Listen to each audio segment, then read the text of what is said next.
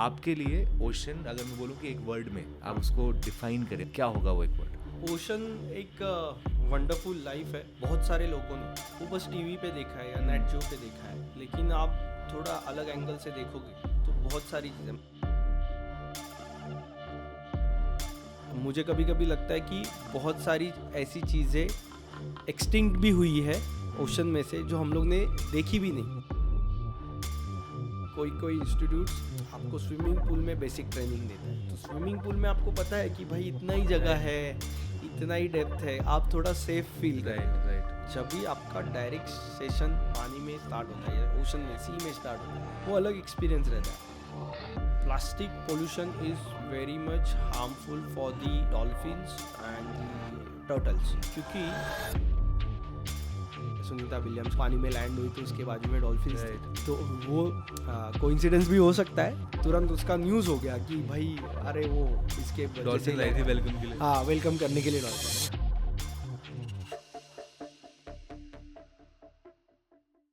नमस्ते दोस्तों, welcome back to Ilahi travels podcast. आज का जो एपिसोड है वो मेरे लिए भी और आप लोगों के लिए भी बहुत स्पेशल है, बिकॉज ये कोई ट्रैवल रिलेटेड पॉडकास्ट नहीं है, ये कोई वाइल्ड लाइफ रिलेटेड पॉडकास्ट नहीं है। It's about the secrets of the ocean. जैसा कि हम सबको पता है कि पृथ्वी पर जीवन की शुरुआत समुद्र से हुई है, पर आज भी समुद्र के बारे में ऐसे कई राज हैं जिनके बारे में हमें नहीं पता। और इन्हीं रहस्यों को जानने के लिए आज इलाही ट्रैवल्स पॉडकास्ट पे हमारे साथ हैं मुंबई जू से डॉक्टर अभिषेक सातम। अभिषेक सर एक जूलॉजिस्ट होने के साथ साथ एक ओशनोलॉजिस्ट भी हैं। इस एपिसोड में सर से हमने ओशन और जू से रिलेटेड काफ़ी सारी बातें करी हैं, विच वी होप आपको हेल्प करेगा to deepen your understanding of the oceans. So without any further ado, let's start today's episode with none other than Dr. Abhishek Satam sir.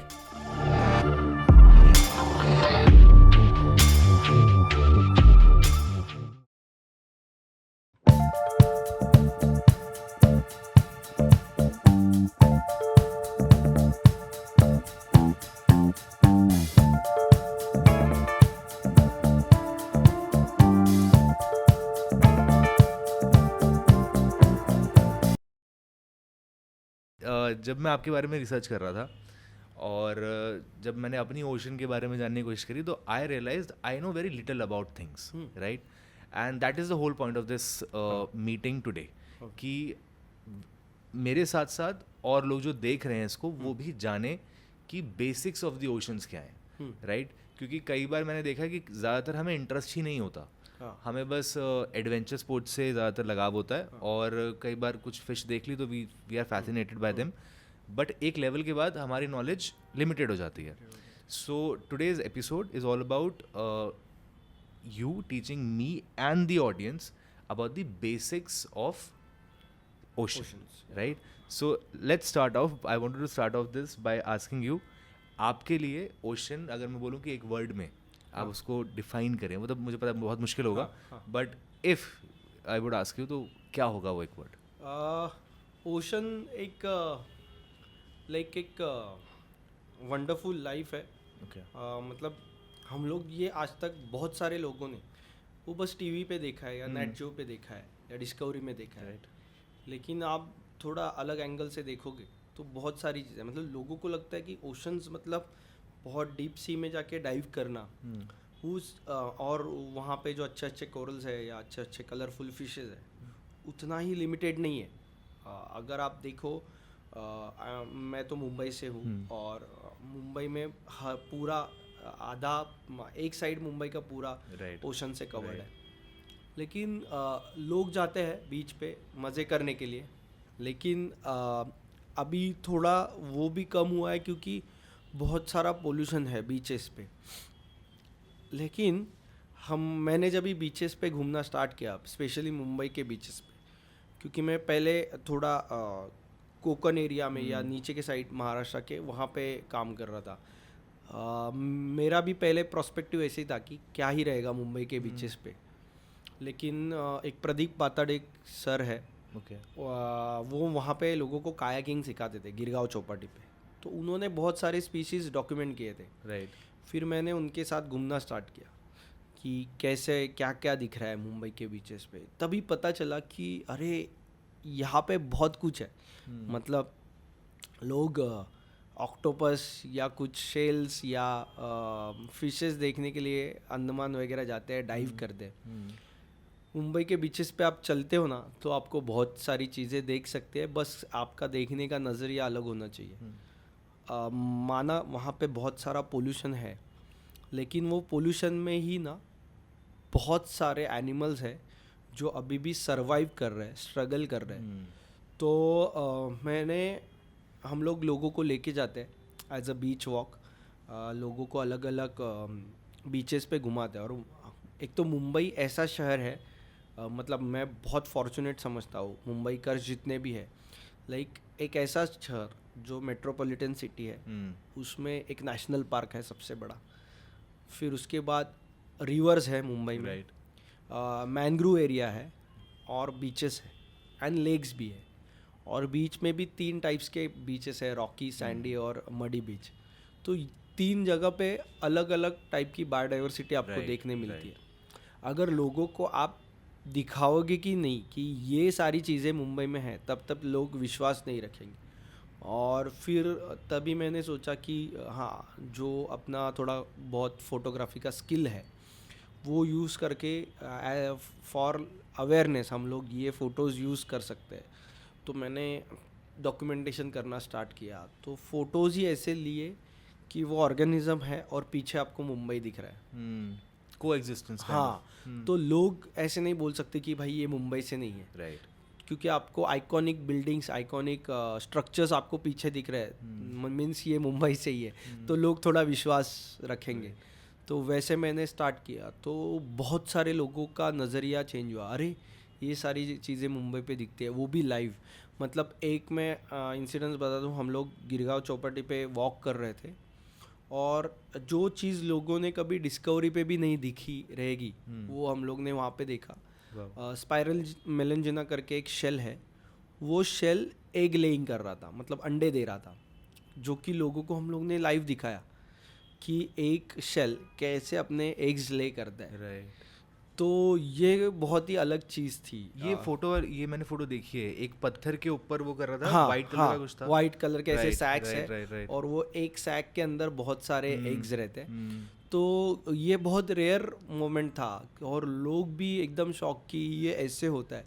तो सब लोग, हम लोग थोड़ा टाइम वहाँ पे रुके, वो कैसे कर रहा है वो पूरा देखे, तो वो अलग था। या तभी हम लोग ने उसके बाजू में एक ऑक्टोपस देखा, या उसके और तुरंत बाजू में हम लोग जो स्क्विड्स रहता है उसके एग्स देखे। तो ये सारी चीज़ें, तो लोग ऐसे हैरान कि अरे ये सब अपने इधर दिख रहा है। तो मैंने भी वैसे उसके फ़ोटोज़ बनाए कि पीछे जो फेमस सैफी हॉस्पिटल है वो दिखे, और हाँ, लोगों समझे कि भाई ये गिरगांव चौपाटी का है। या बीचेस पे बहुत सारे आप बार जाओगे तो आपको निर्माल्य, मतलब जो गार्लेंड्स रहता है वो ऐसे फेंके हुए दिखाई देते हैं। लेकिन जो सी एनिमोन है, जिसको मराठी में समुद्र फूल बोलते हैं, वो भी बीचेस पे देखता है। तो मैंने वो फ़ोटोज़ वैसे निकाले कि पीछे मुंबई, वो फ्लावर जैसा स्ट्रक्चर और पूरा बीच। तो तभी लोगों को समझ में आया कि हाँ, ये सारी चीज़ें बीचेस पे है। तो वही हम लोग जितना ज़्यादा लोगों तक ये इन्फॉर्मेशन पहुँचाए कि नहीं, बस पोल्यूशन नहीं है यहाँ पे, ये पूरा एक बायोडाइवर्सिटी एग्जिस्ट करता है और उनको सेव करना इज़ आवर प्रायोरिटी। तो जितना पोल्यूशन कम कर सके, जितना यूज़ ऑफ प्लास्टिक या समुंदर में जितनी चीज़ें हम लोग डाल रहे हैं, क्योंकि एट द एंड वो पूरा बाहर ही छोड़ता है। मैंने देखा कि बहुत सारे जो मतलब रिलीजियंस लोग हैं, वो जो नारियल है वो समुंदर में छोड़ते हैं। तो मैंने एक बार ऐसे देखा कि वो नारियल पे ही जो स्पाइरल मेलेंजिना शेल है उसने एग्स ले किया था। तो मतलब आप जिसको भगवान समझ के या भगवान के लिए आप नारियल छोड़ रहे हो, उस पे ही भगवान न्यू जनरेशन ग्रो कर रहा है। ये सारी चीज़ें हैं। तो और इंडिया में कैसे आप कोई भी चीज़ का अगर कंजर्वेशन करना हो, उसको किसी रिलीजन के साथ जोड़ दो या माइथोलॉजी के साथ जोड़ दो तो कंजर्वेशन होता है। तो वही सारी चीज़ है कि हमने बहुत कुछ चीज़ें देखी रहती है, या कभी कभार बहुत सारे लोग बोलते हैं अरे हाँ ये मैंने पहले देखा था, लेकिन उनको ये बारे में पता नहीं रहता है, इसके लिए वो समझ में नहीं आता है कि अरे ये सच्ची में ऑर्गेनिज्म है या ऐसे ही कुछ पड़ा है। तो वो सारी चीज़ें बहुत तक लोगों तक अभी धीरे धीरे वो समझ आ रही है लोगों को, और बहुत सारे लोग अपने बच्चों को लेके आ रहे हैं कि उनको दिखा रहे हैं कि हाँ ये सारी चीज़ें वहाँ पे रहती है, समझ के ले रहे कैसे वो सरवाइव करते हैं, कैसे वो जीते हैं वहाँ पे। तो बड़ा अच्छा लगता है। सर वाई ऐसा क्यों है, वाई कि only 5% of the ocean has been explored and why not the rest of it? एक तो कोस्टल एरिया पे आप जब भी सर्वे करते हो सो इट इज़ फिजिबल बिकॉज आप चल के जाके वो एरिया एक्सप्लोर कर सकते हो, लेकिन थोड़ा डीप में अगर आपको जाना है तो पहली बात तो स्कूबा डाइविंग करना पड़ता है। ओके। और स्कूबा डाइविंग में एक तो वो स्कूबा डाइविंग ही पहले बहुत एक्सपेंसिव है, और जब भी हम लोग एक सिलेंडर यूज़ करते हैं अंडर वाटर जाने के लिए, ऑक्सीजन सिलेंडर, तो एक नॉर्मल ह्यूमन जिसका ब्रीदिंग रेट नॉर्मल हो, वो एक आदमी all an average 45 to 50 minutes ही वो एक सिलेंडर यूज़ कर सकता है। तो जंगल में जब भी हम लोग सर्वे करते हैं तो हम लोग पूरा दिन सर्वे करते हैं, या 10-12 घंटा सर्वे करते हैं, या ओवरनाइट सर्वे करते हैं। लेकिन और दिन में आप ज़्यादा से ज़्यादा 2 डाइव कर सकते हो, क्योंकि आपके बॉडी का नाइट्रोजन लेवल इंक्रीज होता है। ओके। तो it is not good for your body. तो ये बेसिक चीज़ें हैं, एक तो इकोनॉमिकली, और दूसरा ये जो सिलेंडर का कैपेसिटी है या ह्यूमन बॉडी का कैपेसिटी है, it's totally depend on that. और ओशन इतना वास्ट है, तो ये सारी चीज़ें करने के लिए बहुत टाइम जाएगा, बहुत इकोनॉमिकली भी उतना ही पैसा भी जाएगा। इसके लिए गवर्नमेंट भी इतना फोकस नहीं है, मतलब या फंडिंग भी इतना नहीं मिल रहा है। अगर थोड़ा फंडिंग और भी ज़्यादा मिले अलग अलग इंस्टीट्यूट्स को, तो अलग अलग एरियाज़ में और अच्छे से रिसर्च हो सकता है। क्योंकि आज मुझे कभी कभी लगता है कि बहुत सारी ऐसी चीज़ें एक्सटिंक्ट भी हुई है ओशन में से, जो हम लोग ने देखी भी नहीं। राइट। और अभी आने वाले और साल में वो मैक्सिमम नंबर में हो जाएगा, मतलब एक्सटिंक्शन। तो वो हम लोग को पता होने से पहले ही एक्सटिंक्ट हो सकते हैं, ऐसा मुझे लगता है। तो ये सारी मेजर डिफ़िकल्टीज़ है ओशन स्टडीज़ में। सो ओशन के, आई थिंक जब मैं भी पढ़ रहा था ओशन के बारे में, सो आई गॉट टू नो कि ओशन के 3 लेवल्स होते हैं। एक लेवल इज़ जहाँ तक सनलाइट पहुँचती है। हाँ। दूसरा लेवल इज़ ट्वाइलाइट लेवल, हाँ, जहाँ पे थोड़ा सा रहता है, वहाँ पे डीप सी रहता है। बट आई वॉज रीडिंग कि काफ़ी टाइम पहले तक, आई थिंक 1997 या 77 के आसपास, साइंटिस्ट को लगता था कि डीप सी में लाइफ नहीं हो सकती। हाँ। और सिर्फ जहाँ तक सनलाइट पहुँचती है वहीं तक लाइफ है। बट ऐसा क्या हुआ दैट ये चीज़ चेंज हुई और डीप सी में हमें लाइफ मिली? दो चीज़ें हो सकती है। एक तो पहली बात, वो लेवल तक कोई रिसर्चर या साइंटिस्ट गए नहीं रहेंगे, और फिर जाने के बाद पता चला रहेगा कि नहीं, अरे यहाँ पे भी अलग अलग वो एरियाज़ में अडेप्ट करने वाले ऑर्गेनिजम्स है। तो ये बेसिकली दो चीज़ है। अरे अभी जितना एडवांस टेक्नोलॉजी आ रहा है वो यूज़ करके अभी थोड़ा बहुत रिसर्च में एडवांसनेस आ रहा है, तो और थोड़ी चीज़ें अपने तक पहुंच रही है। तो ये काफ़ी अच्छा है कि अगर आप टेक्नोलॉजी यूज़ करें रिसर्च करने में, अंडर वाटर अच्छे कैमरेज आ रहे हैं या इक्विपमेंट्स है जो आप नीचे लेके जाके वो पूरा मशीन्स, हाँ, आप रिकॉर्ड कर सकते हो। तो वो सारी चीज़ें यूज़ करके, क्योंकि हम लोग भी जब भी स्कूबा डाइविंग करते हैं या किसी एक जगह का सर्वे करते हैं, तो जो आप एक एरिया मार्क करते हो उसका आप जीपीएस लोकेशन एक बार लेते हो, उसको एक रिकग्नाइज टैग लगा देते हो, जो आप नेक्स्ट टाइम फिर से वहाँ पे जाए तो आपको पता चले वो एरिया का आपको सर्वे करना है। तो हम लोग क्या करते थे, ऐसे 30 मीटर का टेप रहता है जो ऐसे ले कर देते, फिर उसके ऊपर 1 by 1 मीटर्स का क्वाड्रेंट रखते थे। फिर वो क्वाड्रेंट में क्या क्या ऑर्गेनिज्म दिख रहे हैं या क्या क्या कितने कोरल पैचेस है वो जस्ट रफली नोट डाउन करते थे। फिर उसका एक पूरा वीडियो लेके उसके अलग अलग एंगल से फ़ोटो लेके वो पूरा क्वाड्रेंट 0 से 30 मीटर तक आपको कैरी फॉरवर्ड करना है। तो ये एक सर्वे में आपके 45-50 मिनट्स चले जाते हैं। तो इतना टाइम कंज्यूमिंग ये स्टडीज़ है। फिर आपको वही टाइम पे नीचे लिखना भी है। मतलब हम लोग एक्रेलिक शीट यूज़ करते हैं। एक्रेलिक शीट पानी में लिखना है? पानी में उसके ऊपर पेंसिल से लिखते हैं, या जो विजिटिंग कार्ड का पेपर आता है नॉन टेरेबल, उसके ऊपर पेंसिल से लिखते हैं।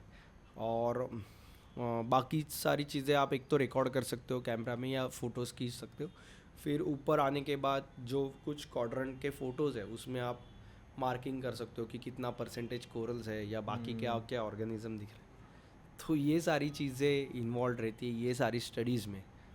तो जैसे अभी आपने ये एंग्रिया बैंक का नाम सुना रहेगा, जो कि सिंधुदुर्ग कोस्ट से थोड़ा दूर में है। काफ़ी सालों से रिसर्च चालू था। बहुत सालों से रिसर्चर जा रहे थे नेशनल इंस्टीट्यूट ऑफ ओशनोग्राफी से, डाइव कर रहे थे वहाँ के क्या हो सकता है, क्या होना, क्या क्या चीज़ें हैं उन। फिर बहुत सालों बाद अभी पता चला कि वहाँ पे एक ऐसे आइलैंड टाइप्स है और वहाँ पे बहुत अच्छा बायोडाइवर्सिटी है। तो ये सारी चीज़ें हैं। वैसे ही अभी आपको ये भी पता रहेगा कि बीच में मुंबई में गिरगांव चौपाटी से 3 किलोमीटर बाहर छत्रपति शिवाजी महाराज का एक स्टैचू बनाने का प्लान था। प्राइम मिनिस्टर ने उधर ये भी किया। लेकिन वो पैच इतना बड़ा है, 2 किलोमीटर का पैच है पूरा। It's a breeding ground for all the fishes. और वहाँ पे बहुत सारे माइग्रेटरी बर्ड्स भी आते हैं। जब भी वो लो टाइड होता है तो पूरा एरिया एक्सपोज होता है। वहाँ पे अलग अलग जो रेयर सी फैंस है, जो कोरल है, वो जैसे ऐसे खेती किया है ऐसे सी फैन फैले हुए हैं। बहुत सारे अलग अलग ऑर्गेनिजम्स हैं। तो ये सारी चीज़ें भी ध्यान में रखनी चाहिए, क्योंकि हम लोग क्यों अननेसेसरी जो लाइफ है उसको डिस्टर्ब कर रहे हैं। क्योंकि अगर वो फिशेस का ब्रीडिंग ग्राउंड है, क्योंकि अल्टीमेटली जो कम्युनिटीज़ कोस्टल एरिया में रहने वाला है उनके इकोनॉमिक पे इम्पैक्ट होगा उसका पूरा। तो ये सारी चीज़ें हैं, ये सारी चीज़ें हम लोग ने ध्यान में रखनी चाहिए कि हाँ, मतलब ओशन में बहुत सारी चीज़ें हैं। तो हम लोग को, जैसे हम लोग नेचर में सारी चीज़ें रिस्पेक्ट करते हैं, वैसे ही ओशन में, क्योंकि हर टाइम मतलब नेचर से हम लोग बड़े नहीं हैं। मतलब समुंदर में कभी भी कुछ भी हो सकता है। मतलब कभी कभी सर्वेस के लिए जाते हैं तो सडनली क्लाइमेट चेंज होता है, वेव्स आते हैं बहुत। तो आपको हर चीज़ का रिस्पेक्ट करना। अगर आप बीच में कोई कंस्ट्रक्शन कर रहे हो या कुछ कर रहे हो, उसका तुरंत इम्पैक्ट नहीं दिखेगा, लेकिन ओवर द पीरियड आपको उसका अलग अलग इम्पैक्ट देखना स्टार्ट होगा। सो ये सारी चीज़ें ध्यान में रखना चाहिए, क्योंकि हाँ, oceans are like more important. ये है। सर आपने 2 सवाल आ रहे हैं मेरे पास। सो पहला है कि यू मेंशन कोरल रीफ्स के बारे में। बेसिक सवाल कि what is a coral reef? Okay, तो कोरल रीफ एक ऑर्गेनिज्म जो कि कॉलोनी में रहता है। ओके। उसमें अलग अलग टाइप्स के कोरल रहते हैं। एक सॉफ्ट कोरल रहता है और एक हार्ड कोरल रहता है। तो हार्ड कोरल क्या करता है, यूजिंग कैल्शियम कार्बोनेट वो एक स्ट्रक्चर क्रिएट करता है और उसके अंदर बहुत सारे छोटे छोटे पॉलिप्स रहते हैं। और आपने बहुत बार वीडियोस में देखा रहता है, वो पॉलिप्स ऐसे मूव होते रहते हैं विद द वाटर करंट। सो वो इंडिविजुअल ऑर्गेनिज्म है, वो कॉलोनी में एक कॉलोनी फॉर्म करते हैं और वैसे रीफ फॉर्म होता है। तो ये रीफ फॉर्म होने को काफ़ी समय लगता है। ऐसे कहा जाता है कि साल में 1 सेंटीमीटर इतना उसका ग्रोथ होता है। तो सोचो, अगर आपके पास 1 फीट का अगर कोरल पैच है तो वो ग्रो होने में कितना टाइम लग जाएगा। तो उसके लिए उसका इम्पोर्टेंस ज़्यादा है। और कोरल ऐसी स्पीशीज़ है जिसको वाटर में पोल्यूशन नहीं चाहिए, आपका पानी पूरा साफ़ चाहिए, उनमें न्यूट्रिएंट लेवल अच्छा होना चाहिए, उसका सैलिनिटी एक परफेक्ट लेवल पे होना चाहिए, कम भी नहीं होना चाहिए, ज़्यादा भी नहीं होना चाहिए, प्रॉपर सनलाइट चाहिए। ये सारी बेसिक चीज़ें हैं, तभी कोरल ग्रो होता है। एक भी चीज़ में फ्लक्चुएशन हुआ तो एक तो वो मर जाते हैं। तो ऐसे फेवरेबल कंडीशन में अगर कोरल ग्रो हो रहा है और उसको इतना साल लग रहा है ग्रो होने में, तो हम लोग को कंजर्व करना है। मैं एक अच्छा एग्जांपल बताता हूँ, इंडोनेशिया का बाली जो कंट्री, अभी सब लोग वहाँ पे जाते हैं। यस। एक टाइम पे बाली में जितने भी कोरल रीफ्स थे वो ऑलमोस्ट डेड हो गए थे। ओके। और बाली का पूरा economy is depend on tourism. वहाँ पे इंडिया के बहुत सारे साइंटिस्ट और वहाँ के साइंटिस्ट ने मिलके कोरल रिस्टोरेशन किया। उन्होंने क्या किया, डिफरेंट मेटल स्ट्रक्चर वहाँ पे इंस्टॉल किए नीचे ज़मीन के अंदर, बॉटम में, सी बॉटम में, और अलग अलग स्पीशीज़ के कोरल का ग्राफ्टिंग किया वहाँ पे। जैसे हम लोग पेड़ लगाते हैं राइट। वैसे उन्होंने अच्छा, कोरल्स लगाए ठीक है। बेसिक लैंग्वेज में। राइट। और फिर 10 साल के बाद वो इतने अच्छे से ग्रो हुए तो वहाँ पे पूरा हैबिटेट बन गया।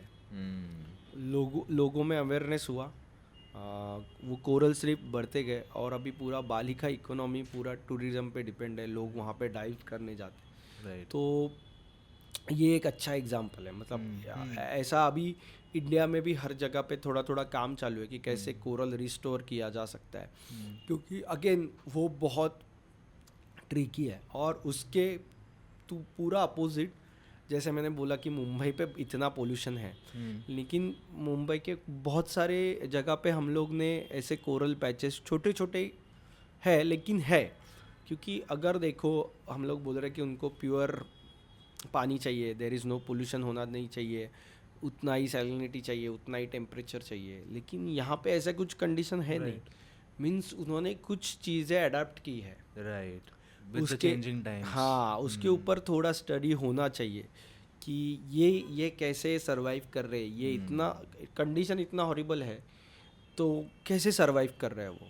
एक तो वो फिल्टर फीडर है, वो पानी अंदर लेके पानी के अंदर जो प्लैंक्टन्स और बाकी न्यूट्रिएंट है वो लेते हैं, बाकी पानी छोड़ देते हैं।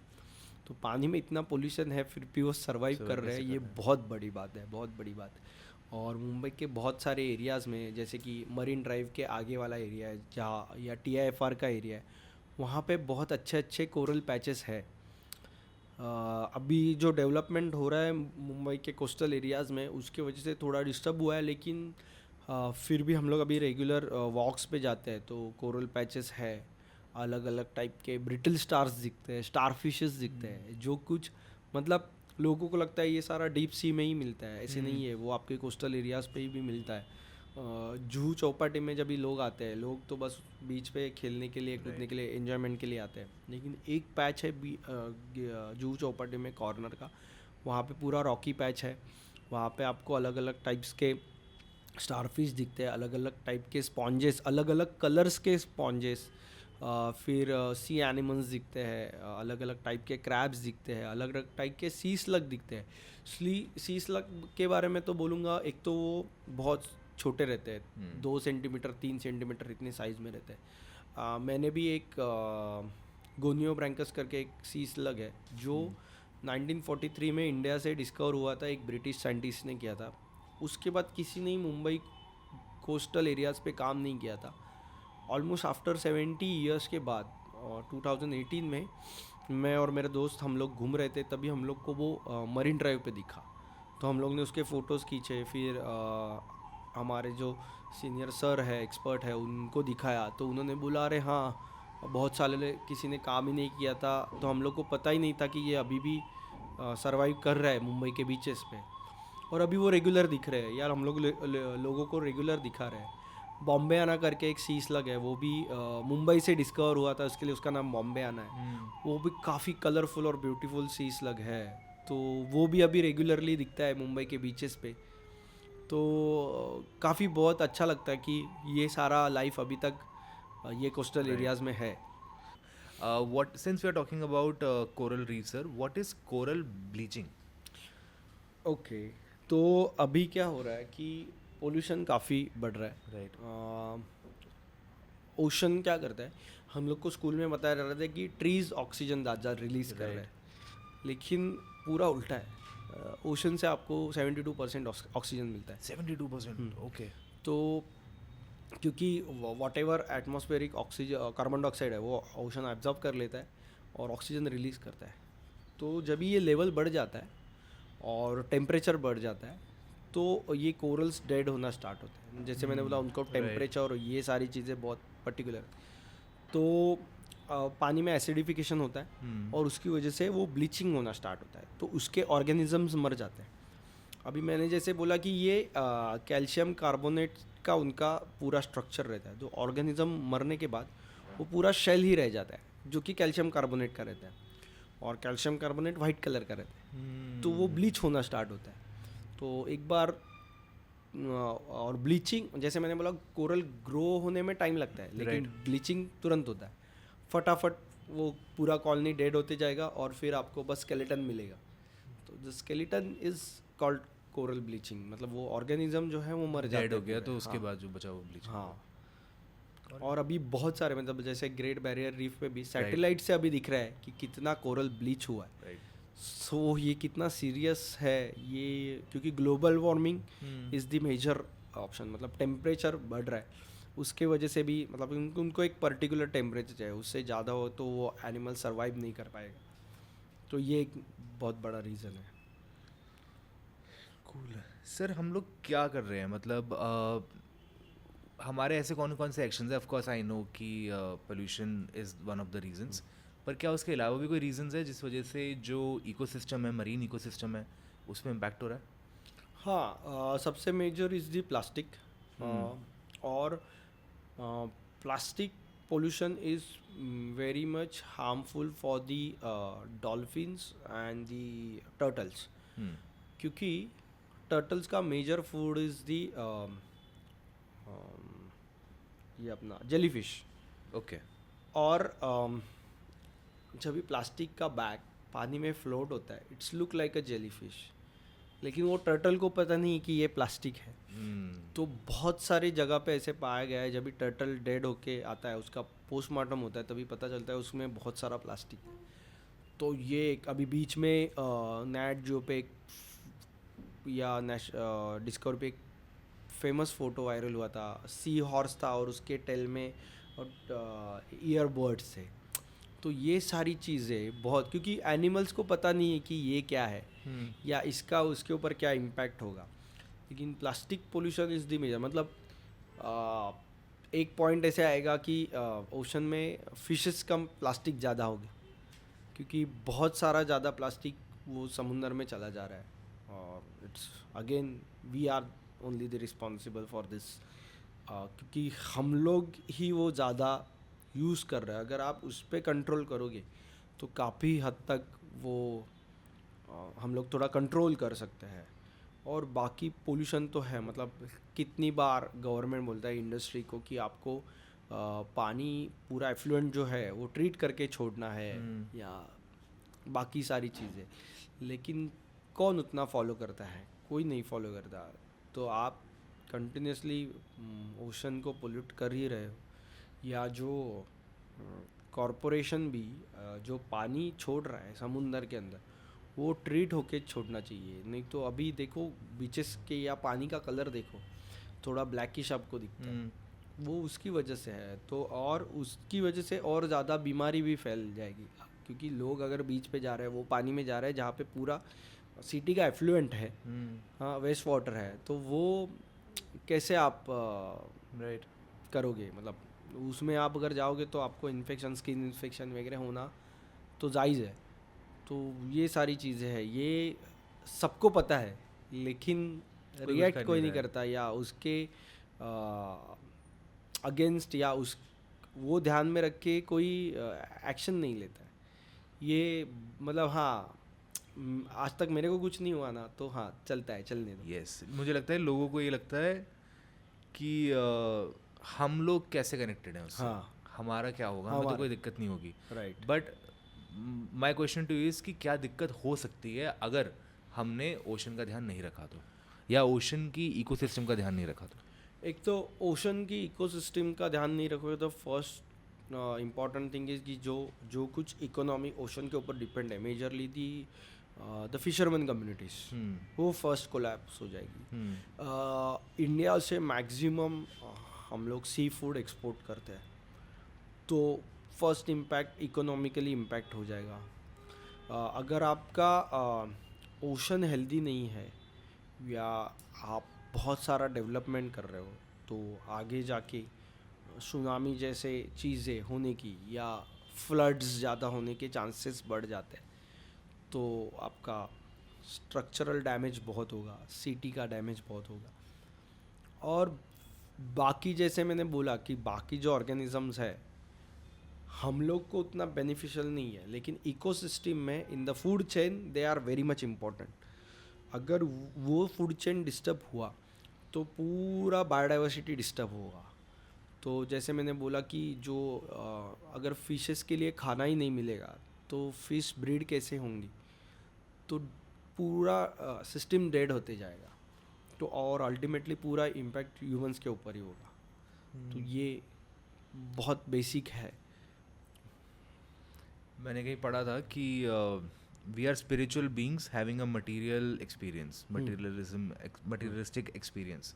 और मुझे लगता है कई बार हम लोग ये भूल गए कि we are connected to nature, we are a part of nature, we are not different from nature. तो वो शायद अवेयरनेस कम हो गई, इस वजह से we are not looking into how to conserve the nature and the life around us. That is one of the reasons. Baki, you mentioned sir कि you have done scuba diving, right? So मेरे को करनी है।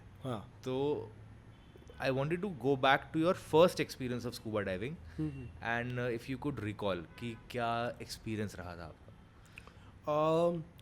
Scuba diving तो एक unique experience है। मतलब जैसे एस्ट्रोनॉट स्पेस में फील करते हैं, सेम आप पानी के अंदर फील करते हो, क्योंकि वो पूरा कंट्रोल आपके हाथ में रहता है। क्योंकि जो बॉयंसी मेंटेन करना है, आपको फ्लोट होना है पानी के अंदर, मतलब आप ऑलमोस्ट फिश के जैसे बिहेव करते हो पानी के अंदर। और हम लोग ने जब भी लक्षद्वीप में हमारा ट्रेनिंग स्टार्ट हुआ तो कैसे रहता है, आप पहले आपको पूरा थ्योरी समझाया जाता है, थ्योरी का लेक्चर्स होता है, फिर उसके बेस पे आपका एग्ज़ाम होता है रिटन एग्ज़ाम। फिर आपको लेके जाते हैं एक सर्टन हाइट तक डेप्थ में। अभी उसमें भी 2 टाइप्स है। कोई इंस्टीट्यूट्स आपको स्विमिंग पूल में बेसिक ट्रेनिंग देता है। ओके। तो स्विमिंग पूल में आपको पता है कि भाई इतना ही जगह है, इतना ही डेप्थ है, आप थोड़ा सेफ फील करते हो। राइट। जब भी आपका डायरेक्ट सेशन पानी में स्टार्ट होता है या ओशन में, सी में स्टार्ट होता है, वो अलग एक्सपीरियंस रहता है। मतलब एक तो वहाँ पे वाटर करंट रहता है, आप खुद का बॉडी आपको बैलेंस करना है। आपको पहले 2-3 दिन आपको एक सर्टन डेप्थ तक लेके जाते हैं, वहाँ पे आपको बेसिक सारा ट्रेनिंग दिया जाता है कि कैसे आपका बैलेंस करना है। जो बेसिक थिंग है, कैसे साइनिंग, मतलब आपका एक दूसरे के साथ कम्युनिकेशन कैसे होना चाहिए, वो सारी चीज़ें सिखाते हैं। हम लोग को एक एडवांस ट्रेनिंग मिला था, क्योंकि हम लोग जब भी हम लोग क्या फन डाइव नहीं कर रहे, हम लोग एक स्टडी पर्पस डाइव कर रहे हैं। तो हमारे पास बहुत सारे इक्विपमेंट्स रहते थे, बहुत सारी चीज़ें हाथ में रहती थी, कैमराज रहते थे। तो ये सारी चीज़ें लेके कैसे पानी के अंदर टैकल करना है, कुछ इमरजेंसी आए तो कैसे उसको ओवरकम करना है। तो ये सारी बेसिक चीज़ें हम इमरजेंसीज जैसे कि आपके हाथ में रोप है या वो क्वाड्रेंट है, कैमरा है, अगर आप गलती से फंस गए या किसी का, हम लोग काम के इसमें है और हम लोग ने चेक ही नहीं किया कि कितना ऑक्सीजन सिलेंडर बचा है सिलेंडर में, तो वो टाइम पे आपको कैसे रिएक्ट करना है, कि कैसे आप एक दूसरे को रेस्क्यू करना है, कैसे सारी चीज़ों का ध्यान रखना है। ये बेसिक चीज़ें हम लोग को वहाँ पे सिखाई थी और वो सुपर्ब एक्सपीरियंस था। मतलब हम लोग शैलो डेप्थ था, मतलब एक रूम से भी थोड़ा ज़्यादा हाइट रहेगा, उधर हम लोग बैठे हैं, मतलब उधर हम लोग ट्रेन कर रहे हैं कि कैसे स्विम करना है, और हमारे नीचे से स्टिंगरे वगैरह जा रहे हैं ऐसे, क्योंकि हम लोग लक्षद्वीप में ट्रेनिंग कर रहे थे। तो अलग ही एक्सपीरियंस था। और उधर कैसे है कि वाइट सैंड है, इट्स अ कोरल सैंड, क्योंकि वहाँ पे रीफ्स है। तो जब भी वो रीफ डिजनरेट हो जाता है तो उसका वाइट सैंड बनता है।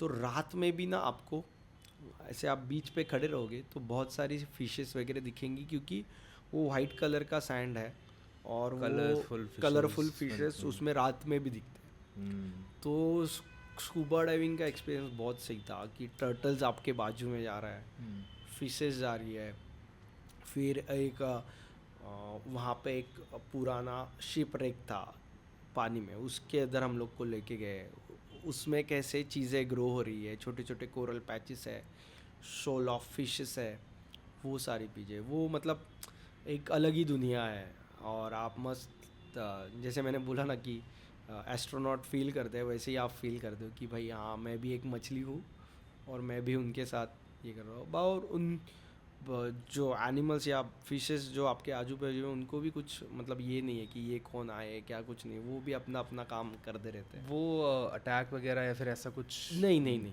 नहीं। जब तक उनको थ्रेट महसूस नहीं होता तब तक कोई भी एनिमल्स लैंड पे हो या राइट। ओशन पे Ocean कोई में। अटैक नहीं करता है। तो बस जितना डिस्टेंस मेंटेन करना है, आपको पता होना चाहिए कि कौन सा ये क्या है, बस उतना डिस्टेंस मेंटेन किया तो आप अपना काम कर सकते हो, वो अपना काम कर सकते कर ही हैं। रहते हैं। सबसे dangerous marine species in the water? Stone fish है जो, Stonefish, हाँ okay. जो कुछ स्टोन फिश, और वो नॉट द शार्क्स? शार्क्स भी है लेकिन उतना मेरा कभी उन Okay. एनकाउंटर नहीं हुआ। लेकिन स्टोन फिश मतलब बोलते हैं कि ये एक तो आपको दिखता नहीं है, पहली बात वो स्टोन के जैसे ही दिखता है, it's a dangerous for humans, तो वो है। बाकी ऐसे कुछ नहीं, बाकी तो नॉर्मल। हाँ, और रहता है मतलब नेचर में जितनी भी चीज़ें ज़्यादा colourful, it's a sign for danger. तो आप Oh, जब okay. तक आप कोई भी चीज़ आपको पता नहीं हो या आप उसके बारे में जानते नहीं हो, तो better to stay away from that. नहीं, हाँ हाँ, मतलब वो देखो ना कि वो पता ही नहीं चल रहा है कि कैसे है, और वो तुरंत ऐसे लगा कि पत्थर ही है, तो उसकी दो आंखें बस। Is stone fish? This is stone fish. ये आंखें हैं इसकी? हाँ, और वो जैसे ही प्रे आता है वो पकड़ लेता है। अरे बाप रे। आपका कभी रहा है इसका एनकाउंटर या नहीं, फिर? स्टोन फिश के साथ तो नहीं हुआ है, मतलब मैंने डेड देखा है लैंड पे आया हुआ, लेकिन ऐसे कभी नहीं देखा है। आई थिंक आपने भी, you have also done some study on the birds, right? हाँ कि मुंबई में हाँ कैसे आते हैं, सो व्हाट हाँ। Is that?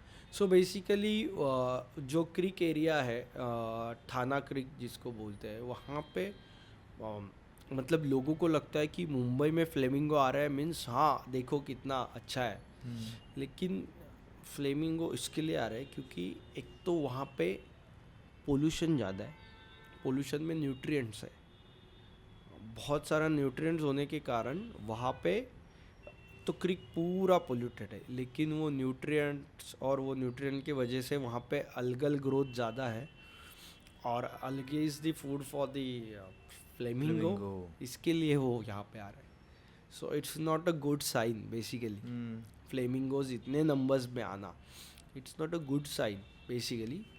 लेकिन हाँ, अभी वो आ रहे हैं तो या वो एग्जिस्ट कर रहे हैं, लेकिन वो अगर आप क्रिक का कंडीशन का स्टडी करोगे तो वो बहुत अच्छा नहीं है, उतना अच्छा नहीं है। लेकिन ये सारे जो बर्ड्स आते हैं, माइग्रेटरी बर्ड्स यूरोप से आते हैं या बाकी एरिया से आते हैं, उनका ये वहाँ पे बहुत ज़्यादा ठंडी रहता है, इसके लिए वो माइग्रेट करके यहाँ पे आते हैं। कोई बर्ड जैसे उनका ये मुंबई या बाकी जो वेटलैंड्स है वो उनका स्टॉपेज पॉइंट है, वहाँ पे वो रुकते हैं, वहाँ पे खाना खाते हैं, फिर से बॉडी वेट गेन करते हैं और फिर आगे का ट्रैवलिंग करते हैं। तो ये कोई कोई बर्ड्स का स्टॉपेज पॉइंट है, कोई कोई बर्ड्स यहाँ पे ही वो पूरा टाइम स्पेंड करता है और फिर बारिश चालू होने के बाद फिर से अपनी जगह पे रिटर्न जाता है।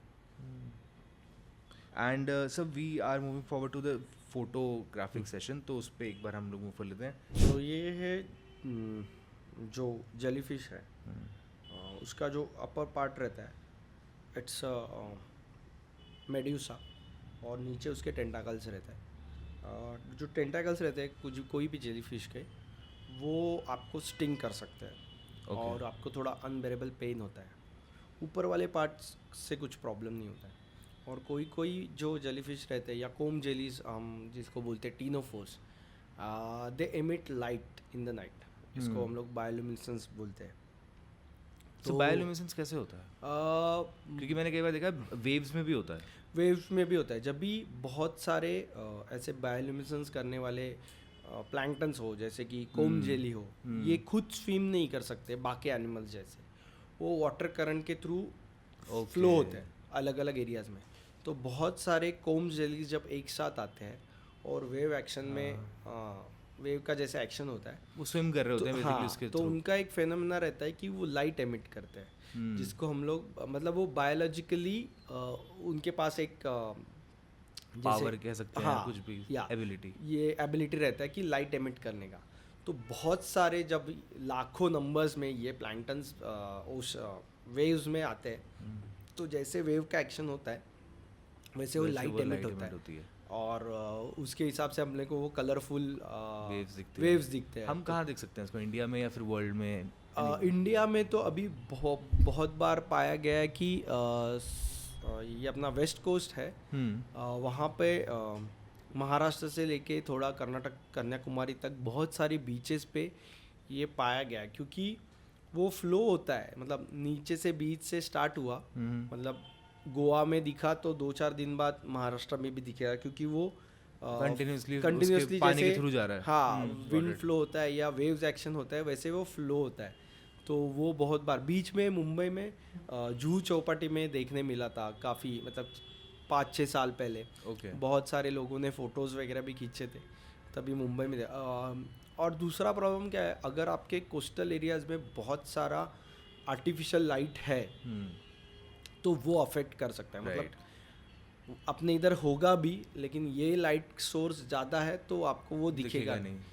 सेम प्रॉब्लम जब भी आप बीचेस पे लाइट रहता है उससे होता है टर्टल्स को, क्योंकि टर्टल्स जब भी एग लेइंग करने आते हैं तो वो मून लाइट के थ्रू ट्रैवल करते हैं। Okay, interesting. हाँ, अगर बीच पे बहुत सारा लाइट्स हो तो बहुत बार ऐसे हुआ है कि टर्टल्स वो लाइट के थ्रू फॉलो करके रोड तक आ जाते हैं। तो इसीलिए जब भी उड़ीसा में मास नेस्टिंग होता है तभी वहाँ के सारे स्ट्रीट्स के लाइट्स गवर्नमेंट बंद रखता है, ताकि वो बीच छोड़ के रोड साइड पे ना आए।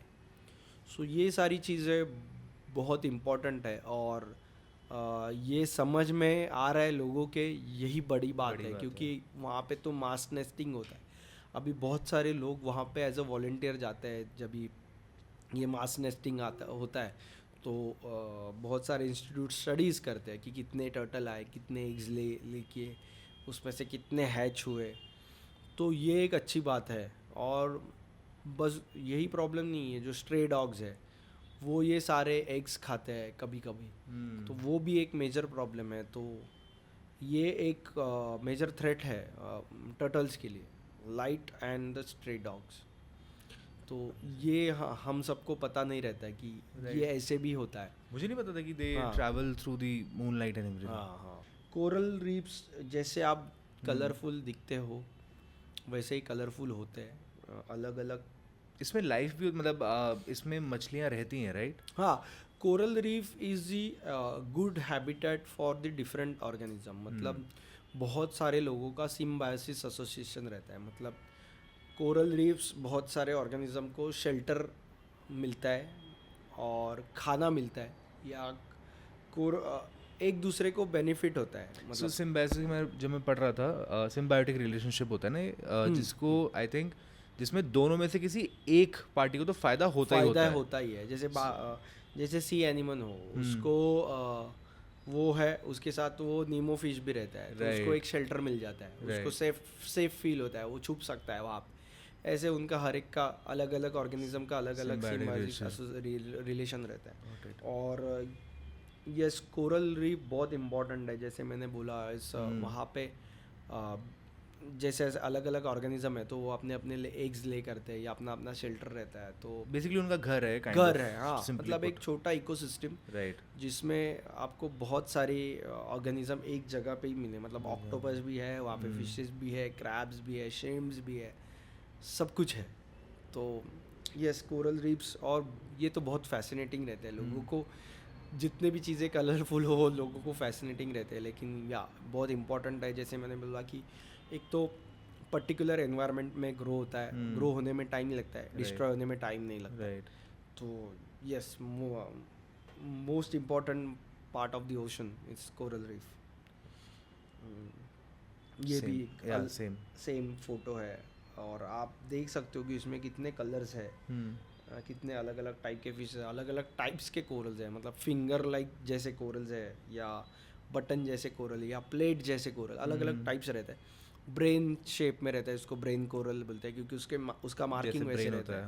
वैसे तो इसमें अलग अलग टाइप्स की फिश भी रहती होंगी, बिकॉज इफ यस बहुत अलग अलग टाइप के फिशेस रहते हैं, मतलब आप आधे फिश तो हम लोग ने मतलब आइडेंटिफाई भी नहीं किए होंगे, इतने अलग अलग टाइप के फिशेस रहते हैं।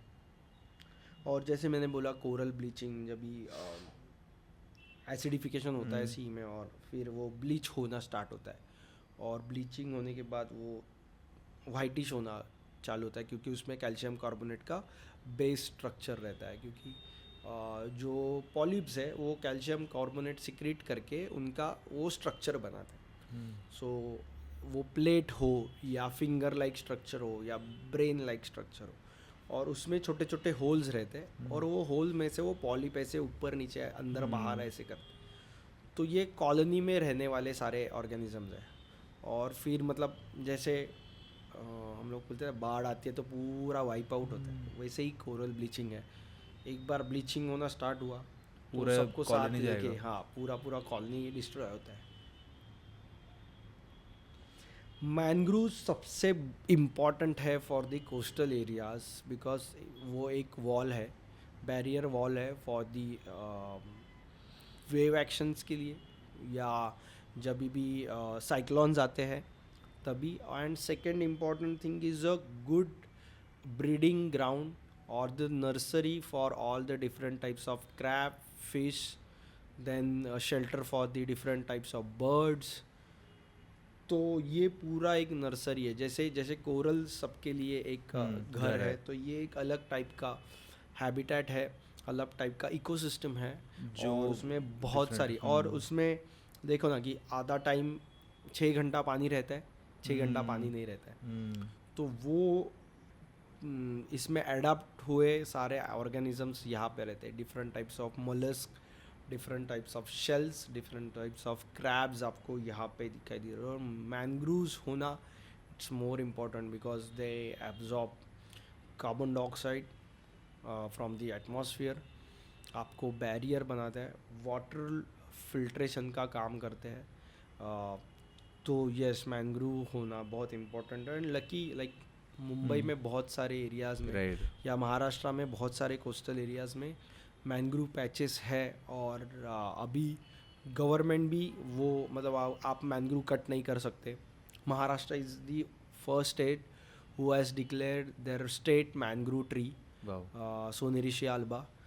तो लोगों तक इम्पोर्टेंस क्या है मैनग्रूव का, वो पहुंचने के लिए बहुत अच्छा काम कर रहे हैं।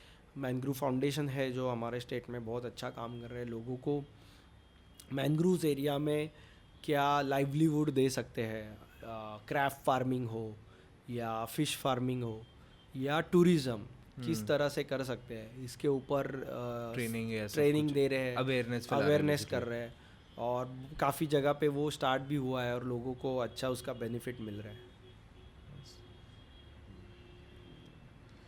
ऑयल स्पिल एक मेजर थ्रेट है फॉर दी मरीन ऑर्गेनिज्म। जब भी ऑयल का लेयर समुंदर के ऊपर या ओशन पे पानी के ऊपर होता है तो एयर पास नहीं होता है। ये होता क्यों है? मतलब अभी जो वेसल्स ट्रैवल करते रहता है उसमें से थोड़ा ऑयल तो बाहर निकलता ही है, क्योंकि वो so it is not natural, it is man made, it's a man made, totally man made। और या शिप रेग है जो ऑयल लेके ट्रैवल कर रहा है, अगर वो सिंक हो जाता है तो उसमें से पूरा ऑयल वो सरफेस पे होता है, तो गैसेस एक्सचेंज नहीं होते हैं, फिर लोग ऑर्गेनिजम्स को नीचे ऑक्सीजन नहीं मिलता है। मोस्ट ऑफ द टाइम वो ऑयल्स उनके गिल में चिपक जाता है, तो उसकी वजह से एनिमल्स डेथ होते हैं, बहुत सारे एनिमल्स। ऑयल स्पिल होता है तो बहुत सारे बड़े बड़े शार्क्स या वेल्स आपको स्ट्रैंडेड बीचेस पे दिखाई देते हैं। तो oil spill is the major threat for marine organism. ये बहुत बहुत डेंजरस है। हम लोग ने मुंबई में देखा है कि क्या होता है, मतलब पूरे बीचेस पे ऑयल ऑयल हो। वो कोई particular example sir which you can recall? जब भी 2010 में हुआ था मुंबई में, MV चित्रा और खलीजा, 2 शिप ब्रेक एक दूसरे को टकराई थी और पूरे मुंबई के दोनों साइड के कोस्टल एरियाज़ पे पूरा ऑयल स्पिल हुआ था। काफ़ी दिनों तक मैनग्रूव्स पे वो ऑयल चिपका था, बीचेस पे ऑयल था। सो बहुत सारे डॉल्फिन्स वगैरह स्ट्रैंडेड हुए थे, टर्टल स्ट्रैंडेड हुए थे। सो वो बहुत डिस्टर्बिंग होता है और उसकी वजह से काफ़ी मरीन लाइफ डिस्टर्ब होता है।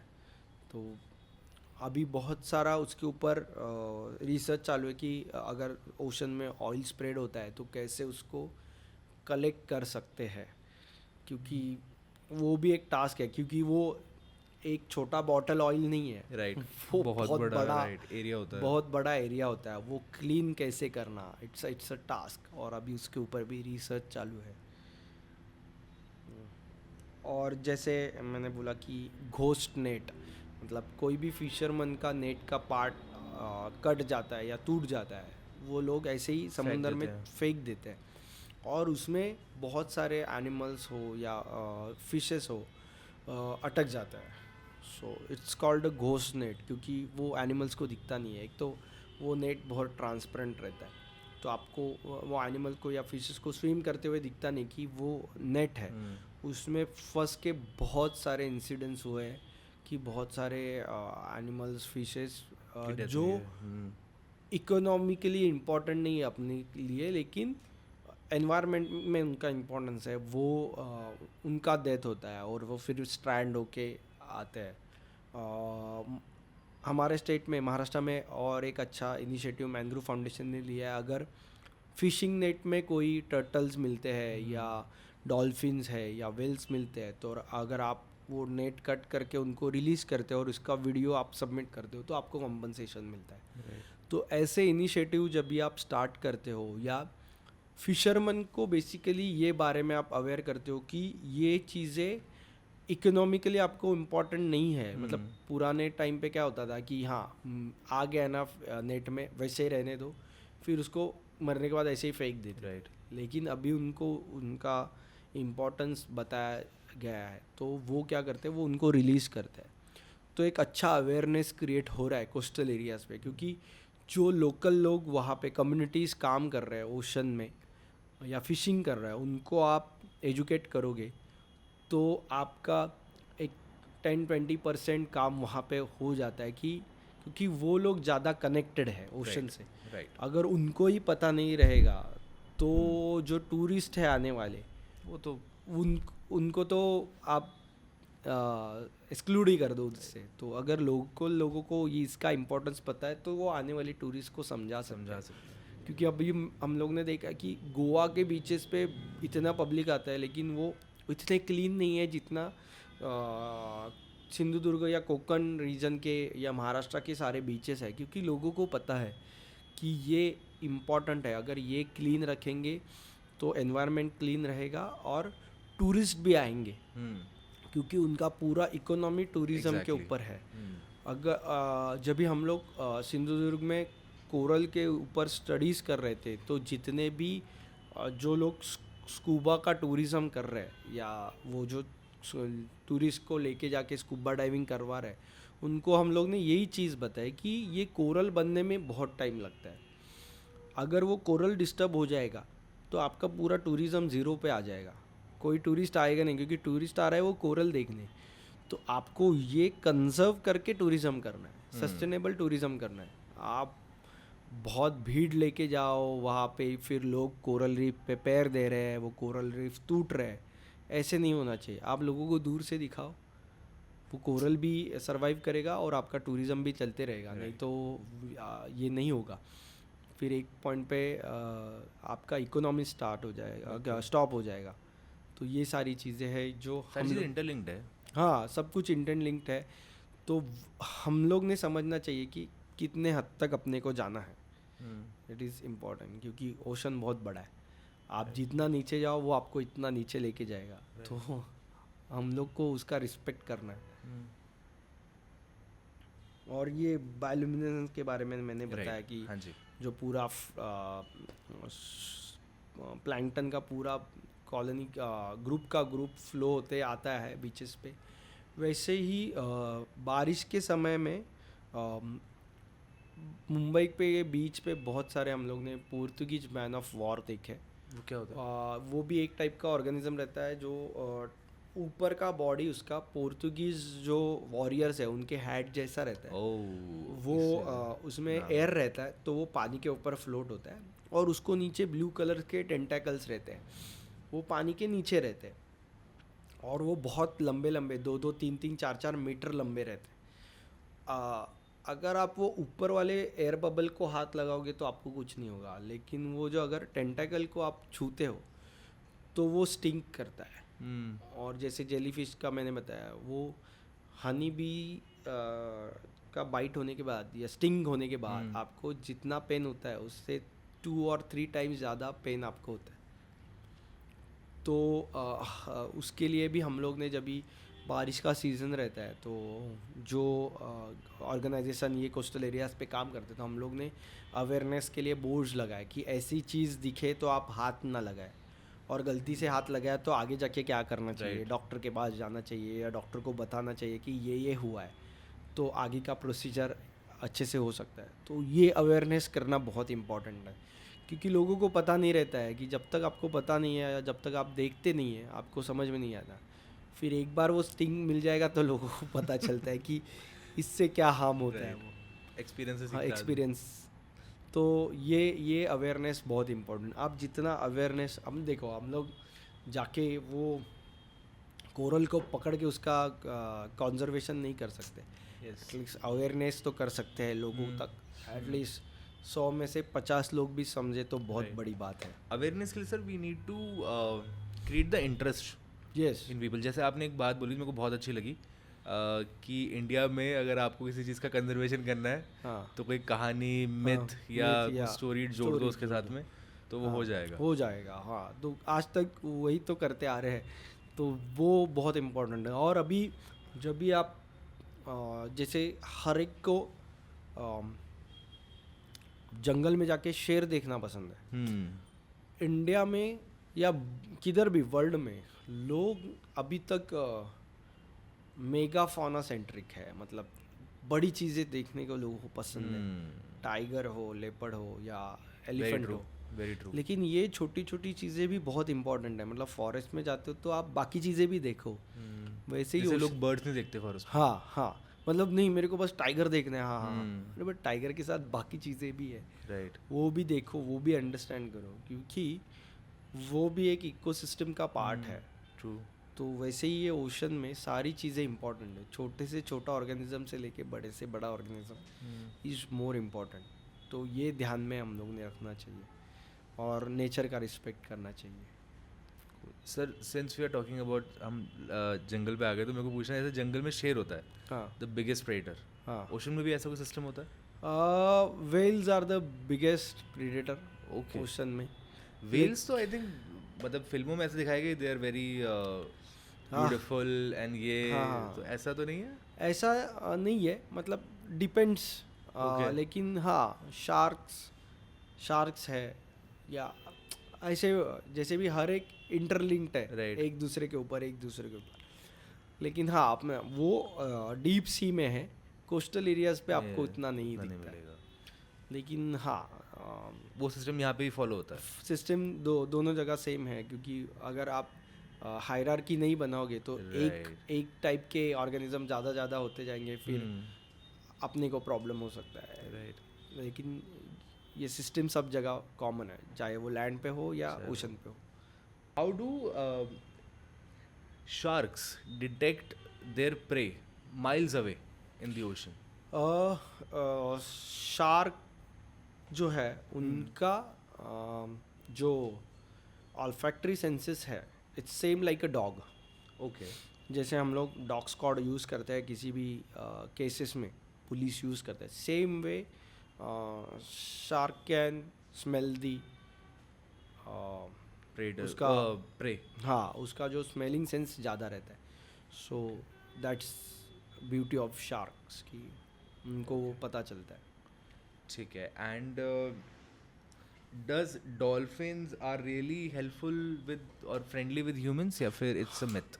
नहीं, वो होता है. मतलब आप बहुत जगह पे जो डॉल्फिन शोज बहुत सारे कंट्रीज इंडिया छोड़ के बाकी कंट्रीज में है, तो आप में देखा रहेगा कि वो बहुत वो जो उनका जो हेड रहता है उसके साथ बहुत कनेक्टेड रहते हैं. बहुत सारे स्टोरीज भी है कि डॉल्फिन्स वो रेगुलरली बीचेस पे आते हैं वो ऐसे. तो मे बी जैसे हम लोग घर में पेट सकते हैं, अगर थोड़ा हर एक एनिमल्स के साथ आप ऐसे करो, कनेक्शन बनाओ तो बनता है. Except predators. हाँ, नहीं, लेकिन अगर आप बचपन से अभी बाकी कंट्रीज में वो बचपन से घर में अगर वो टाइगर रख रहे हैं, राइट, तो वो मतलब काफ़ी हद तक तो टेम हो जाएगा, बट वो अपना नेचर तो नहीं छोड़ेगा. वो जो हाँ, तो वो चीज़ है. लेकिन हाँ, एक अलग कनेक्शन रहता है डॉल्फिन्स का. जैसे अभी हम लोग ने देखा जब भी सुनीता विलियम्स का वो पानी में लैंड हुई तो उसके बाजू में डॉल्फिन्स थे. तो वो कोइंसिडेंस भी हो सकता है लेकिन क्योंकि वो टाइम पे अगर वो डॉल्फिन्स वहाँ पे है तो है, आप ना नहीं बोल सकते. लेकिन वो हम लोग अलग एंगल से हर एक किसी चीज़ को एक अलग स्टोरी से लोग देखते हैं. तो तुरंत उसका न्यूज़ हो गया कि भाई अरे वो इसके डॉल्फिन लाई थी वेलकम के लिए. हाँ, वेलकम करने के लिए डॉल्फिन. मतलब मैंने जैसे बोला ना कि आप कोई भी स्टोरी जोड़ो वाली चीज़, लोग उस पर विश्वास रखते हैं. ठीक है. Last 2 question sir. कुछ मूवीज या documentaries that you would recommend to people if they want to deepen their knowledge about oceans? एक तो सबसे बड़ा है वो माय ऑक्टोपस टीचर जो नेटफ्लिक्स पे है, वो बहुत सही है. मतलब वो जो बेसिकली वो पूरा डॉक्यूमेंट्री है. वो बंदा कैसे लाइक थोड़ा फ्रस्ट्रेशन में था और फिर उसने रेगुलरली डाइव करना स्टार्ट किया और उसने पूरा वो ऑक्टोपस का स्टोरी रिकॉर्ड किया है या ऑक्टोपस का पूरा बिहेवियर रिकॉर्ड किया है. तो कैसे ऑक्टोपस खुद की जान बचा रहा है, कैसे वो सरवाइव कर रहा है उसमें, वो उसने रेगुलर देख के उसने वो सीखा है. तो वो बहुत इंटरेस्टिंग है. मतलब वो हर एक लोगों ने देखना चाहिए. मतलब आपको लाइफ लेसन्स बहुत मिलते हैं उसके थ्रू वो. और बाकी नेट जियो पे या जो अपना BBC अर्थ पे जो ओशन रिलेटेड डॉक्यूमेंट्रीज आते हैं वो सारी देखो, आपको बहुत सारी चीज़ें वो बहुत कुछ नॉलेज आपको देती है. लेकिन अगर लाइफ लेसन सीखना है तो वो माय ऑक्टोपस टीचर. तो ऐसा होता है कि मतलब it's just a random question कि ऑक्टोपस आउटस्मार्ट करता है अपने एनिमी को? हाँ, थोड़े बहुत बचने के लिए आप उसमें देखोगे कि वो सारे आजू बाजू के शेल्स, एम्प्टी शेल्स अपने ऊपर ले लेता है. सामने वाले को पता नहीं चलता है कि अरे क्या है, लाइव है या डेथ ऑर्गेनिज्म है. तो ऑक्टोपस बहुत स्मार्ट रहता है, बहुत कमाल का ऑर्गेनिज्म है वो. क्या ये बोला जा सकता है कि he is one of the smartest in the sea? Yes. तो बस को ऐसे कहा जाता है कि 9 ब्रेन्स रहते हैं. 9 ब्रेन्स. ओके. तो आप समझो कि अपने पास एक ही है, राइट. उसके पास 9 है. तो वो कितना ब्रेन कैसे यूज़ करता होगा. Okay. One thing about the ocean that you wish people understood? Ocean जैसे आप ये लाइक कि आप ओशन के तरह रहो. मतलब उसके अंदर इतना कुछ है, लेकिन मतलब रहता है ना, लोगों को इतना सा भी नॉलेज आए तो लोग ऐसे ऊपर चढ़ जाते हैं, आसमान में चले जाते हैं. लेकिन ओशन देखो, उसके पास इतना कुछ है, लेकिन जब भी वो शांत है, वो जब भी शांत है, सारी चीज़ें संभाल ले रहा है अपने. तो बस आप ओशन के जैसे रहो, सब में मिक्स हो रहा है ओशन. तो आप वैसे पानी की तरह रहो, सब में मिक्स हो जाओ और ज़्यादा से ज़्यादा अच्छा नॉलेज, ज़्यादा से ज़्यादा अच्छी चीज़ें आप अडॉप्ट करो और बुरी चीज़ें बाहर रख दो, जैसे ओशन कर रहा है. Yes, cool, that's good. Way to look at it. या अगर हम जू पे आए तो आपने जो मुझे बताया कि आपका जो दिनचर्या रहता है जू में, दैट इज़ कि आप जाते हैं, देखते हैं वो व्हाटएवर, पूरा पूरा मुआयना करते हैं आप चीज़ों को और फिर उसको रिपोर्ट करते हैं टू डॉक्टर। मेरे कुछ सवाल हैं क्योंकि मैं वाइल्ड लाइफ में इंटरेस्टेड हूँ, तो जब मैं वो देखता हूँ तो उसमें मेरे को कई बार ऐसा सुनने में आया, देखने में आया कि जो जानवर मैन ईटर्स हो जाते हैं उनको जू में डाला जाता है। Is it true?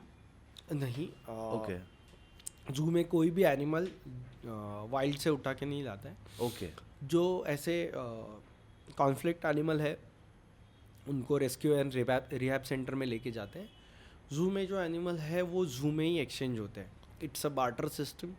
हर एक जू का एक मास्टर प्लान रहता है। हर एक जू में कितने एनिमल्स आप रख सकते हो, मतलब अगर टाइगर एनक्लोजर है, आपका कैपेसिटी 4 टाइगर रखने का है, ब्रीडिंग होके 4 से 5 या 6 हुए, तो आपका जो 2 एक्स्ट्रा एनिमल है वो आपको सरप्लस लिस्ट में जाता है। वो लिस्ट आप आपके वेबसाइट पे डिस्प्ले करते हो। ऐसे ही हर एक जू का अपना सरप्लस लिस्ट रहता है। सो जिस जू के पास टाइगर नहीं है वो आपको अप्रोच करेगा और फिर वो उसके जू का सरप्लस लिस्ट बताएगा। उसमें से आपके जू में कौन से एनिमल है और कम नंबर में, तो आप उनसे वो ले सकते हो। वो बार्टर सिस्टम चलता है। उसके 2 फ़ायदे हैं, क्योंकि मेजरली जो जीन पूल है वो मेंटेन रखते हैं। अगर मतलब समझो एक पेयर है टाइगर का, उसका ब्रीडिंग होके 2 बच्चे आ गए, फिर उसमें ही ब्रीडिंग हुआ आगे जाके, तो इन ब्रीडिंग होके जो जीन्स है वो वीकर हो जाते हैं। तो उसके लिए हम लोग ये एक्सचेंज भी करते हैं।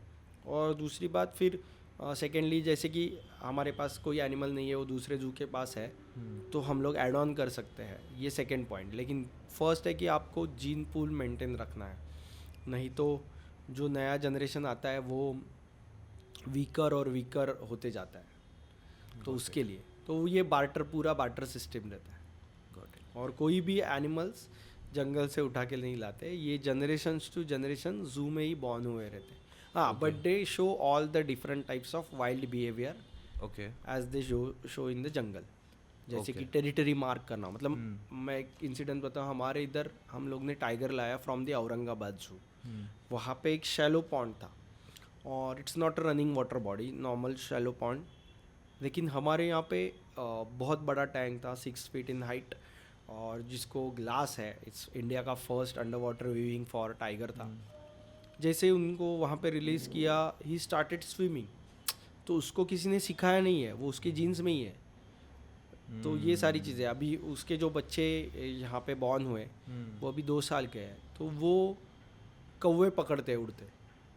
तो वो हंटिंग करना उनके जीन में है, उनको किसी ने सिखाया नहीं है। या उनका टेरिटरी मार्क कैसे करना है, उनका बाकी जो बिहेवियर है वो same behaviour. Do they do scent marking and everything? Yes, everything आप इजीली देख सकते हो। Okay. तो ये सारी चीज़ें हैं। That's why the zoo is the educational centre, जहाँ पे लोग आए। जो एक तो सबको जंगल में जाना इकोनॉमिकली पॉसिबल नहीं है, और दूसरी बात जंगल में जाके सब एनिमल, सबका बिहेवियर एक साथ देखना ये भी पॉसिबल नहीं। तो जूज आर द प्लेस जहाँ first introduction to the nature and wildlife for any kids, it starts from the zoo. और फिर एक ही जगह पे आप लिमिटेड एरिया में आप अलग अलग एनिमल्स, बर्ड्स देख सकते हो, उनके बिहेवियर देख सकते हो, उनके बारे में और जानकारी पा सकते हो। जैसे इन्फॉर्मेशन बोर्ड्स लगाए रहते हैं, उसके बारे में ज़्यादा नॉलेज ले सकते हो। सो लोगों को लगता है जू is a recreational centre, but ऐसे नहीं है। जू is a purely education centre, right. And second part है जू का कंजर्वेशन करना। इंडिया में बहुत सारे जूज है। हर एक जू को उनके एरिया के हिसाब से, जो लोकेलिटी में है, वहाँ के जो एंडेंजर्ड स्पीशीज़ है उनके कंजर्वेशन ब्रीडिंग करने का एक एनिमल्स दे दिए है। जैसे दार्जिलिंग जू में they are doing a conservation breeding of snow leopard and red panda, which is very rare species. फिर नंदनकानन जू में घड़ियाल का कंजर्वेशन ब्रीडिंग चालू है।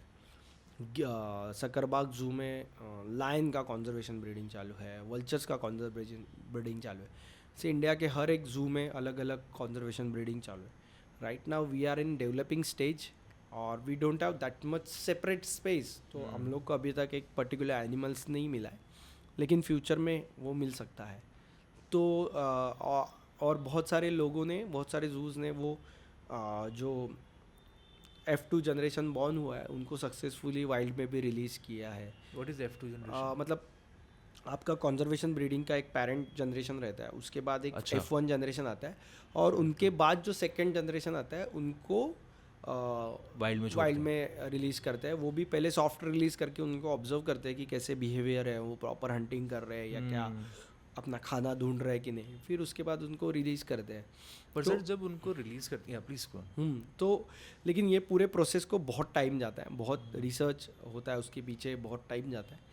लेकिन हाँ, अभी धीरे धीरे अच्छा, मतलब हम लोग ने बहुत सारे, अभी रिसेंटली एक वल्चर सेंटर में से, ब्रीडिंग सेंटर में से वल्चर्स को रिलीज़ किया था, फिर वो वल्चर्स नेपाल तक जाके पहुंचा, उसको रेडियो ट्रांसमीटर्स लगाए, तो ये डेटा भी मिल रहा है कि कैसे वो सर्वाइव कर रहे हैं या क्या कुछ। तो ये भी इम्पोर्टेंट है कि हम लोग, हाँ ये हो रहा है, कंजर्वेशन भी यूज़ कर रहे हैं, लेकिन लोगों को ये नहीं पता नहीं रहता, क्योंकि ये बिहाइंड द सीन्स है। हम लोग Yes. ये पब्लिकली ओपन नहीं है, Yes. या पब्लिकली हम लोग अलाउ नहीं करते कि it's a separate section. Right. तो ये सेकेंड इम्पॉर्टेंट रोल है जो जू का होता है, एजुकेशन और अवेयरनेस के बाद कंजर्वेशन। ओके। जैसे कि आपने बोला, अच्छा तो मेरे को ये पता नहीं था कि कंजर्वेशन का गेटवे है जू, बिकॉज अब मेरे को रियलाइज़ हो रहा है कि येस इट इज़, क्योंकि जैसे मैंने कोई डॉक्यूमेंट्रीज भी देखी हैं तो उसमें भी कुछ जानवरों को वाइल्ड में छोड़ा जाता है। हाँ। पर वो कैसे छोड़ा जा रहा है? हाँ, वो यहीं से आ रहे होंगे हाँ। फ्रॉम द जू इटसेल्फ, जी, एंड आप बता रहे हैं कि F2 जनरेशन जनरली होती है। हम्म। सो ये जनरल केसेस में F2 जनरेशन ही होती हाँ है ना? हाँ, उसका एक प्रॉपर स्टैंडर्ड प्रोटोकॉल है, उसके हिसाब से ही कंजर्वेशन ब्रीडिंग होता है। Got it. एंड जब हम इन एनिमल्स को छोड़ते हैं, जैसे आपने बताया कि ये सारे एनिमल्स जू में ही पैदा होते हैं, बट जब इनको वाइल्ड में छोड़ते हैं तो डोंट यू थिंक कि ये शायद उतना बेटर अडेप्ट नहीं कर पाएंगे? नहीं, उसके लिए ही वो जो कंजर्वेशन ब्रीडिंग का जो ये जो चैनल है वो पूरा सेपरेट है फ्रॉम दी कैप्टिव एनिमल्स। उनके जो कभी कभार ऐसे भी कर सकते हैं कि जू का ब्रीड एंड जो रेस्क्यू सेंटर का जो एनिमल है, अगर उसको हम लोग रिलीज़ नहीं कर सकते वाइल्ड में, उनका मेटिंग करके अच्छे जीन्स डेवलप कर सकते हैं, एंड देन फिर एनिमल रिलीज़ करेगा, क्योंकि जो रेस्क्यू सेंटर में आए हुए एनिमल्स है वो प्रॉपर वाइल्ड में सर्वाइव कर रहा है, तो वो जीन्स उसमें मिक्स हो सकते हैं। ये भी एक टाइप का रिसर्च है, ये भी ऑप्शनल, मतलब ये भी चीज़ें हम लोग कर सकते हैं। सो उस गॉट इट, तो एनिमल को वो सेंस आ जाएगा, वो सेंस आ जाएगा। और जैसे जू में भी हम लोग वो उनका बिहेवियर स्टिमुलेट करने के लिए एनरिचमेंट एक्टिविटी करते हैं, जैसे मैंने बोला उनका फूड हाइड करते हैं या डिफरेंट एनिमल के यूरिन स्प्रे करते हैं, तो उनसे उनका स्टिमुलेट होता है बिहेवियर कि नहीं उनको। अभी पुराने ज़माने में कैसे था, पुराना जू हम लोग का जो जू था, मैंने जो बचपन में देखा है, it's just cement concrete flooring and it's a cage system, right, menageries जैसा, उसमें there is no enrichment, there is no proper care. लेकिन अभी पूरा सिनेरियो चेंज हुआ। पुराने ज़माने में 360 एंगल से एनिमल देख सकते थे आप, अभी वैसे नहीं है। अभी 1/3 एरिया आप एनिमल्स के लिए, मतलब विजिटर के लिए, बाकी 3/4 एरिया एनिमल्स प्राइवेसी है, नेचुरलिस्टिक हैबिटेट है। हर एक जगह पे रनिंग वाटर बॉडी है, उनको अगर शेड में बैठना है तो डेंस बनाए हुए हैं, ट्रीज़ अलग अलग, जैसे उनका हैबिटेट है वैसे अलग अलग टाइप के ट्रीज़ लगाए, अलग अलग टाइप के ग्रासेस लगाए जो उनको पसंद है, तो वैसा फैसिलिटीज़ हम लोग ने दिया है। ग्लास भी है, वो साउंड प्रूफ है। ग्लास की वजह से क्या होता है, एनिमल आपको आप नेक्स्ट टू यू दिखता है, लेकिन पुराने ज़माने में people use to feed the animal, people use to teach the animal, ये सारा स्टॉप हो गया because of the glass wing. और बेनिफिट हुआ है एनिमल को भी और विजिटर की, कि आप टाइगर जैसा animal very next to you आप देख सकते हो। तो ये सारे बदलाव किए हैं ये नया टेक्नोलॉजी यूज़ करके। कंटिन्यूस वाटर फिल्ट्रेशन या कंटिन्यूस वाटर फ्लो जो चीज़ है, मतलब बहुत सारे जू में देख रहे थे कि स्टैगनेंट वाटर रहता है। स्टैगनेंट वाटर एक जगह पे समर में वो पूरा पानी गर्म होता है, तो एनिमल को वो अच्छा नहीं है, मतलब बेनिफिशियल नहीं है। अगर आपका पानी रनिंग वाटर है तो वो कंटिन्यूस रनिंग होते रहेगा, वो पानी ज़्यादा गर्म भी नहीं होगा और एनिमल जाके उस पर बैठ सकता है। तो ये सारी चीज़ें, ये टेक्नोलॉजी हम लोग ने अभी ये डेवलपमेंट में यूज़ की है, तो वो एनिमल पॉइंट ऑफ व्यू से बहुत अच्छा ही है।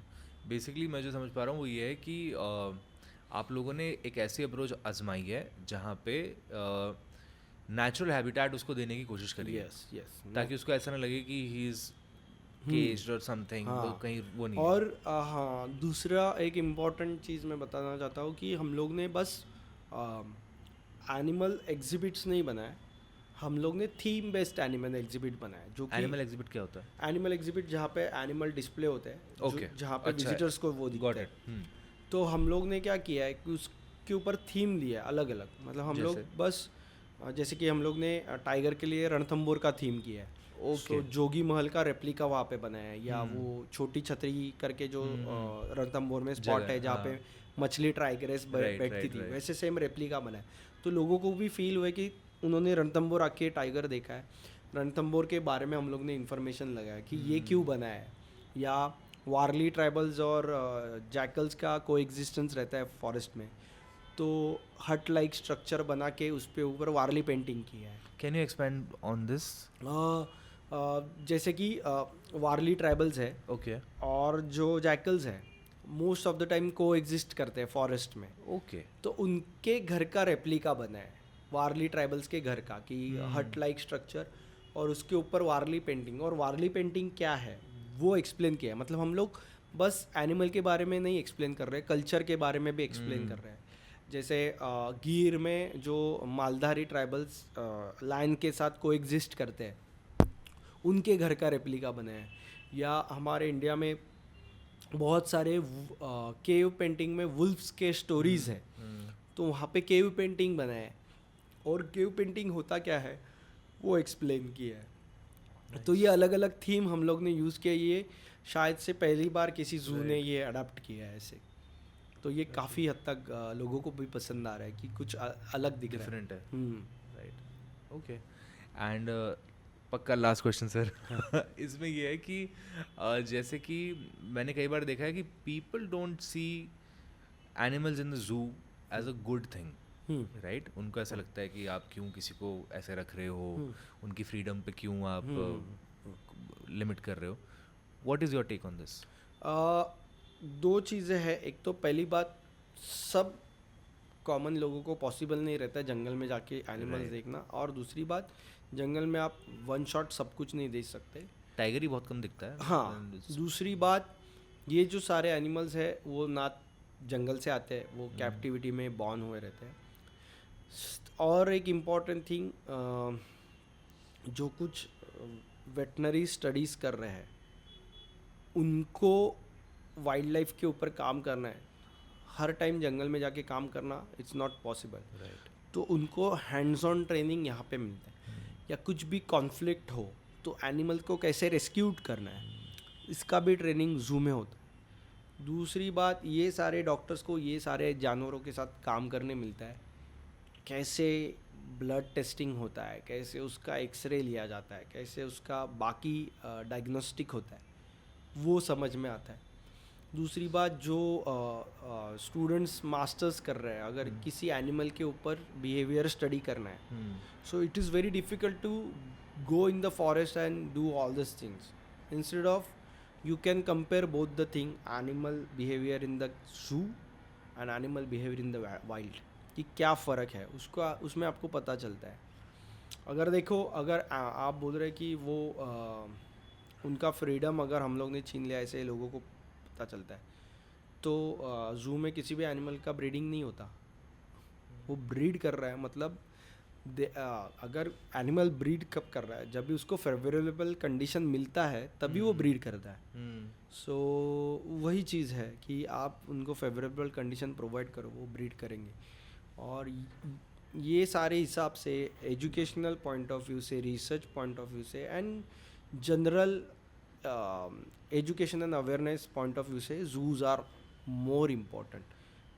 बिकॉज बस एनिमल्स नहीं है यहाँ पे बहुत अलग अलग टाइप के ट्रीज़ है, अलग अलग टाइप के श्रब्स है। तो जो अर्बन बायोडाइवर्सिटी है, ओपन बायोडाइवर्सिटी है, different types of birds, insects, butterflies, वो भी आपको देखने मिलते हैं। तो वो भी सारा इम्पोर्टेंट है। It's a home for many species. मतलब कैप्टिव तो है, लेकिन जो फ्री रेंजिंग है उनको भी वो सारी चीज़ें भी आपको वहाँ पे दिखाई देती है। तो ये there are many positives as well. Positive sides. Cool, ठीक है sir. Any parting words for the audience? मैं यही कहूँगा कि नेचर का रिस्पेक्ट करो, नेचर के बारे में जानो। मतलब हाँ, सबको अपना अपना काम है, पता है, लेकिन वो छोड़ के थोड़ा टाइम आप आपको देंगे तो वो टाइम नेचर के साथ स्पेंड करो, आपको बहुत सुकून मिलेगा, आपको नई नई चीज़ें जानने भी मिलेगी। और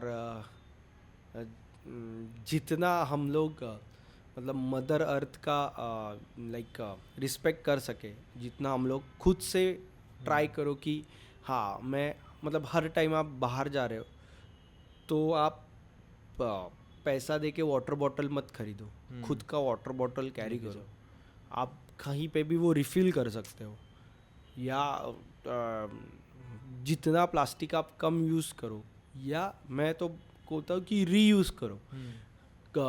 ये हम लोग कर सकते हैं। तो छोटी छोटी चीज़ें बहुत मतलब मेरे से करने से क्या होगा, ऐसे लोगों का है कि मैं अकेले करने से क्या होगा, लेकिन नहीं, अकेले करने से भी तो इम्पैक्ट होगा, अकेले करने से ही होगा।